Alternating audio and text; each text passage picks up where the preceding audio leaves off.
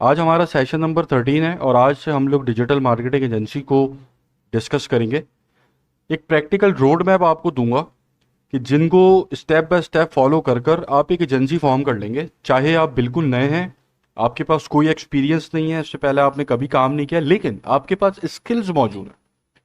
जो अभी 20 22 23 घंटों के जो सेशंस हुए हैं वो आपने सही से समझे हुए हैं, सही से चीज़ों को आपने एब्जॉर्ब किया है।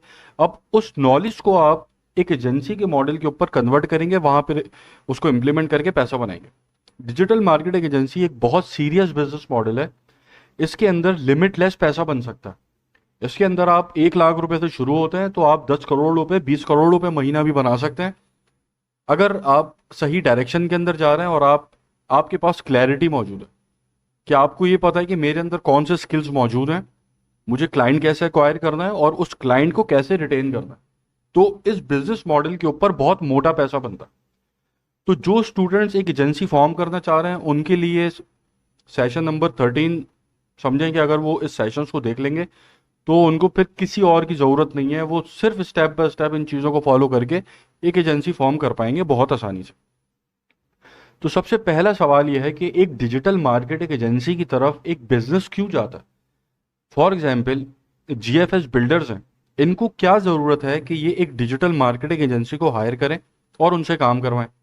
या एक होटल है, या फिर एक ई कॉमर्स वेबसाइट है, या फिर एक लेबॉर्ट्री है, एक स्कूल है, एक बैंक है, इन्वेस्टमेंट फंड है, रिटेल स्टोर है, इनको क्या ज़रूरत है कि ये एक एजेंसी की तरफ जाएं।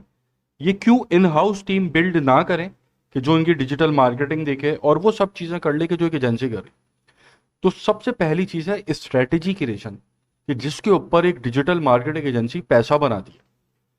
बिजनेसेस को वो स्ट्रेटजीज बना के देना कि जिस स्ट्रेटजीज को इम्प्लीमेंट कर कर बिजनेस की सेल्स बढ़ जाए। ये नंबर वन काम है डिजिटल मार्केटिंग एजेंसी का। इससे ही एक एजेंसी पैसा बनाती है।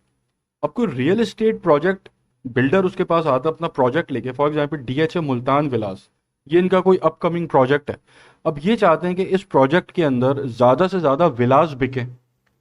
तो अब एजेंसी की जिम्मेदारी यह है कि जीएफएस बिल्डर्स को एक ऐसी स्ट्रेटेजी बना के दे दे कि जो अभी करंट इनके विलास जिस तरह बिक रहे हैं उससे ज्यादा बिकना शुरू हो जाए। ऐसे ही और डिफरेंट बिजनेस मॉडल्स हैं। तो ये हो गई नंबर वन स्ट्रेटेजी क्रिएशन, जो एक आर्ट है। असल पैसा बनता ही इससे। Creative designing, SEO, paid ads, ये सब अपनी जगह सही है, लेकिन जो असल मोटा पैसा बनेगा वो स्ट्रेटेजी क्रिएशन से बनेगा। तो अब ये स्ट्रेटेजी क्रिएशन जो होती है, ये इंसान का मतलब जो काम कर रहा है उसकी सोच का नाम है। कि एक एजेंसी ओनर जो है वो किस तरह अपना दिमाग चलाकर एक बिजनेस को एक स्ट्रेटेजी बना के दे सकता है कि जिस स्ट्रेटेजी को फॉलो करके उस बिजनेस की सेल्स बढ़ते हैं।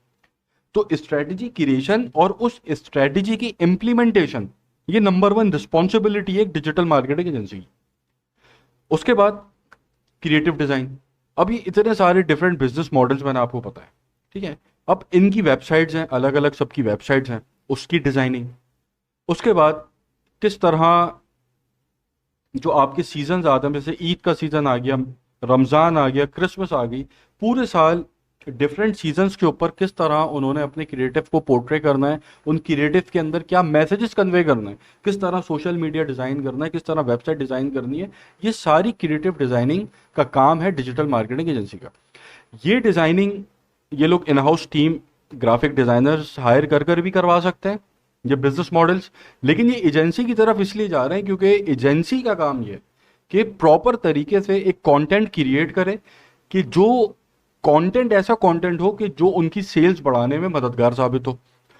अब जैसे मैंने आपको रमज़ान की एग्जांपल दी थी, अब रमज़ान के ऊपर डिफरेंट मार्केटिंग कैंपेन्स चलती हैं, ईद के ऊपर डिफरेंट बिजनेसेस की डिफरेंट मार्केटिंग कैंपेन्स चलती हैं। तो उन कैंपेन्स की किस तरह आपने क्रिएटिव डिज़ाइनिंग करनी है, वो काम है डिजिटल मार्केटिंग एजेंसी का, ठीक है। तो ये हो गई नंबर टू के ऊपर क्रिएटिव डिजाइनिंग, कि जिसकी तरफ डिजिटल मार्केटिंग एजेंसी की तरफ एक बिजनेस आता है कि वो अपनी क्रिएटिव डिजाइनिंग से उसकी रेपुटेशन मार्केट में बिल्ड हो, उसकी सेल्स बढ़े, ठीक है, लोगों का ट्रस्ट उसके ऊपर बढ़े। तो ये कुछ चीजें हेल्पफुल होती हैं क्रिएटिव डिजाइनिंग के अंदर। अगर एक वेबसाइट है जो अपनी डिजाइनिंग से टुच्ची लग रही है, ठीक है, तो वो क्या है, उसकी सेल्स भी गिरेंगी इस चीज़ से और उसकी रेपुटेशन भी खराब होगी, तो इसलिए एक एजेंसी ये काम करके देती है। उसके बाद सर्च इंजन ऑप्टिमाइजेशन।